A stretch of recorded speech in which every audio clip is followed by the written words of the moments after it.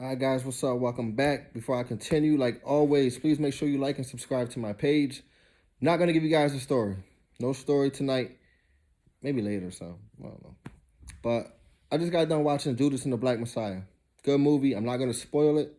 I'm not going to give a review on it. But I do suggest and recommend everybody to go watch that film. When you're done watching it, I suggest you look up the research or look up the history about those events taking place during that time. Because whatever side you agree with, whatever side you're on, or you are on, it still takes place today. Like those types of events regarding, with racism and social injustice and law enforcement, police brutality, all that shit's still taking place today. Look up the history of the Black Panther Party. It was real life. You can't deny it was real life. Look up Fred Hampton. Find out his background. Look up his shit. Things he was saying. Can't deny it. It really happened. He was really saying real shit. Fred Hampton was really killed in his sleep. Sound familiar? Rest in peace, Breonna Taylor. But the point is, there's a lot of events that's happened in America that we just don't know about. Whether it's because, they don't care, they try to just sweep it under the rug and make us, hey, just forget about it, move on, it's okay. And when I watch films like Judas and the Black Messiah and other ones, I get mad. I get this anger in me. I get this to see that people were really living like that. To see the struggle, to see the real struggle. Because we see shit right now. It's fucked up now. But to see it happening back then, it was just kind of like, well, what else don't I know about? And over the past couple of years, I've done research on events that's taken place in America that I had no idea. And you would think that, wow, why didn't they teach me that in school? Like, this is a massacre. This is a tragedy. This is a national terror attack that I'm finding out about. But I'm finding out about it I'm 29. I'm finding out about it 27, 28, 20. So it's like, why the fuck? But you teach me a bunch of bullshit in school. And it's not even just with current events and topics like this. The education system's flawed. When I was in high school, they didn't teach me about loans and credit, getting a house, more. I didn't know about any of that shit. I had to learn about my repossession when my car got repoed. People could sit here and tell you, but as far as getting a real lesson about it, I took a money management class my senior year. Only thing I remember from that shit is going to the Mint up in Philadelphia where they make the coins and shit, and watching what's that movie with Leonardo DiCaprio? Catch Me If You Can. Those are the two things I got out of my money management class senior year. It was flawed. They didn't teach you shit. The history about it, the history books. Come on, we gotta throw them shits out. We gotta throw those history books that they've been putting out since I was a kid. It's a joke. It's a joke when you take the time out and do your own research and you find out about certain events and you think like, God damn, people are some grimy motherfuckers when you find out how people were. So over the past couple of years, like I said, I've done research. I've looked up certain individuals and events that I didn't know about growing up that I just stumbled upon them. And one of them was the Black Wall Street massacre. Now, I don't know if anybody else is, like I said, I'm 29. First time I ever heard about Black Wall Street was the rapper The Game, his fucking music label when he first came out. That was the first time I was a rapper's production label. It was called Black Wall Street. But I never heard about this massacre that took place in Tulsa, Oklahoma in 1921. No idea about it. It was like it was a 2.5 day massacre. Now I'm gonna give you guys a little description about the area where this was. Like I said, it took place in Tulsa, Oklahoma. It was like the Greenwood section. That was what it was called. Greenwood section was considered Black Wall Street. It was considered Black Wall Street because it was mostly black people living there. African Americans, but the businesses was booming. Money was coming in. They had, barbershops, restaurants, hospitals, churches, any type of business, and they kept it in. I read somewhere that a dollar exchanged hands 19 times in the community before it left, before it went somewhere else. So there was 19, just off the rip, 19 black-owned businesses was touching the same dollar before it got. That's how you support. It was over. That's real support. That's love right there. That's a lot of that shit's lacking right now. But anyway,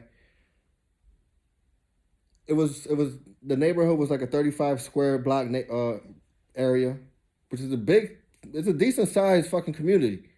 All black people, and like I said, everybody was making money. Everybody had not great jobs, but had a steady paycheck coming in. So with all that good positive shit, you gotta understand there's a lot of hating ass shit that comes with it. The hating shit came with the other residents in the city who weren't black. The white guys started getting mad. The white women started getting jealous. Why? How he getting that car? How are they getting that house? And I'm living in this piece of shit. How come I can't do it? They started hating. And all a hater really needs is one little excuse or one reason to kind of just go off and make shit and blah, blah, blah, and this and that. And this is exactly what happened. So there was this one day where 19-year-old, what was his name? Dick Rowland. 19-year-old Dick Rowland was a black man. Shoe shiner. He had no issues in the neighborhood. People knew him. He was getting into an elevator. As he was getting into an elevator, there was a 17-year-old white girl, Sarah Page. She was already in the elevator. I feel like I read that he tripped going into the elevator, accidentally grabbed her, whatever. She screamed, "Oh my God, ah!" She screamed. He got scared because you got to understand, it's 1920s. KKK is high and ready to go. No racism, still heavy. And just the whole thought of I'm not going to be caught with no white girl like that. So he took off. He ran. As he's leaving the elevator, a store clerk, another white man, sees him leaving the elevator, calls the cops, says, "Hey, man, I just saw this, blah, blah, blah, blah, blah." Dick Rowland gets arrested on the next day. He gets arrested the next day. He's scheduled for trial and all that shit. And that really could have been the end of the situation. Truthfully, you never know. But as he's waiting for trial, the media, the newspaper, they get involved. Now, keep in mind again, 1920s, they not fucking with no black people. So the media go in the newspaper, where they sent out a newspaper, the headline says, "Nab Negro for attacking girl in elevator." That's kind of like, if you from that's like reading the AC Press or the LA Times, and it says so they reading this shit, and all those jealous, racist white people reading it ooh, we're being told to do something by somebody, so let's go do it. Does that sound familiar? Who's the president? Who's the last president? Niggas just telling people to do shit because they can't think for themselves. So it's kind of he said, let me go do this, let me go do that. So those same types of people read the newspaper. They say, "Oh, nab Negro we're gonna get this Negro." They go down to the jail, to the courthouse, cursing, threatening him, saying they're gonna lynch him. Just a bunch of rumors started spreading throughout the day that Dick Rowland was gonna get lynched for quote unquote touching this white girl in the elevator. And mind you, there was no statement, no police statement from Sarah Page, nothing like that. It was just kind of you guys, we know. So as the white mob is heading to the courthouse waiting for his trial, because they're trying to lynch him, a lot of the residents, the community from Greenwood, Black Wall Street, they start hearing about it. And like I said, they really took care of each other. They made sure you ate. They made sure you good. They made sure, and they went down to the courthouse to prevent anything from happening. They was kind of look, you guys already killed, and that's true. There was a white man who got lynched prior to this situation, and so they already knew if you guys gonna kill a white man, we gonna kill y'all. You gonna kill this black boy for assuming he touched a girl, a white girl. So the residents from Greenwood, they go down to the courthouse, and there's a standoff between the white mob and the residents trying to protect Dick Rowland. At some point during that standoff, shots were fired. I believe 10 white men were killed, two black men were killed. The black group, they go back to Greenwood. That's their community. That's their neighborhood. They go back over there. As they're heading back, the white mob it gets bigger, and they make their way over to Greenwood, to the businesses, the residents, everything like that. All the houses, burn it to the ground. Burn all the houses down.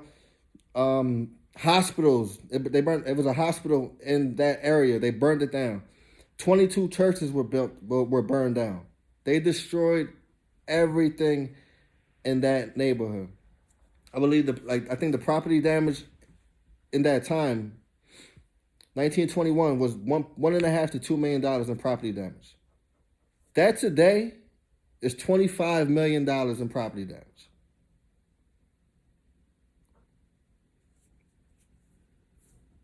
They didn't teach us that in shit. They didn't teach us that in school. Teach me that in school. I didn't know anything about that. Now, I'm only giving you guys like the basic, not like the real facts, but if you go and read some of the shit and read the stories and read articles, it's like, wow. That was very fucked up. That was a crazy ass fucked up time. And to think, and the fucked up thing about it was after, everything calmed down and, the riot stopped, because that's what it was. It was a straight up fucking riot. Tulsa, the city of Tulsa wouldn't even really help to build the community back up. The community built itself back up. That's how, man, listen, that shit, go look up the shit. Do your research, go look it up. You guys know when the Philadelphia Police Department dropped a bomb on a row home in 1985? I didn't know about that shit until a couple years ago. You guys never heard about it? Same type of shit. There was a group, like a political group called the Move. It was the Move Group, MOVE. Their headquarters was on the street. I forget the street's name but the headquarters was located in Philadelphia. And they were always having problems with the police. You got to understand. They were trying to make change. They were about, they were the radical shit. Police didn't like that. So, on one day, the Move Group, their headquarters was located in the basement of a row home, right? So, on one day, police go to that row home, turn a hose on, and flood it out.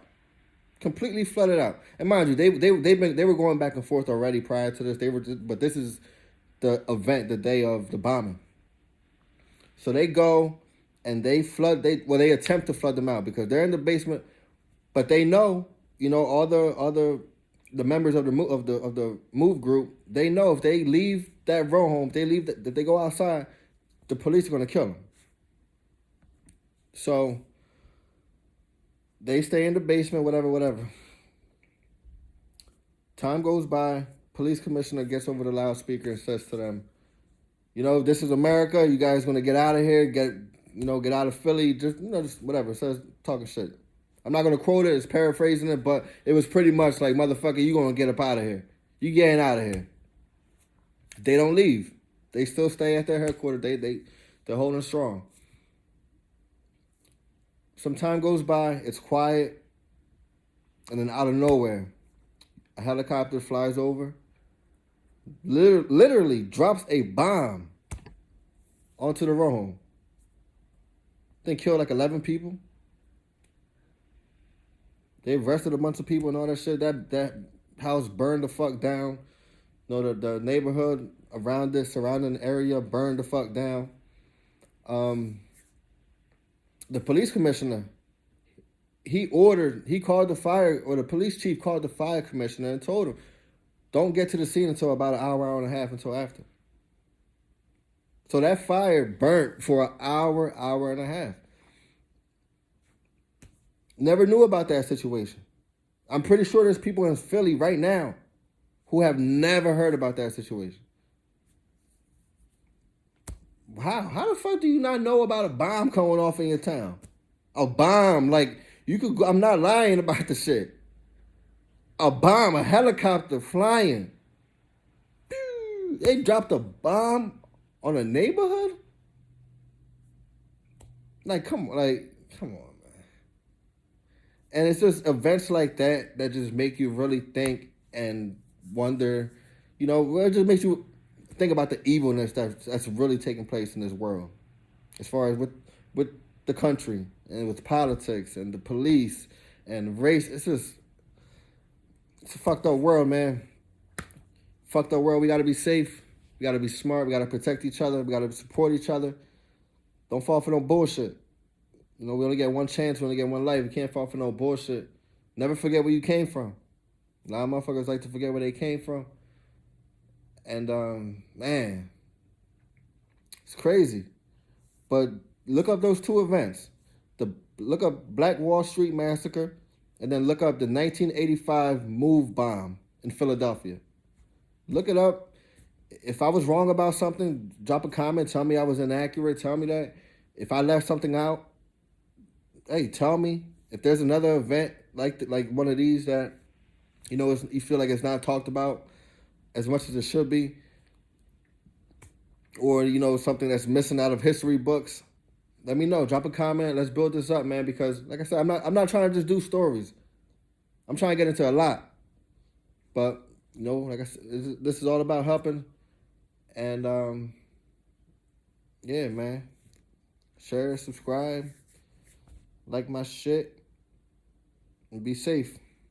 Peace. Catch you guys in the next one, though. For real.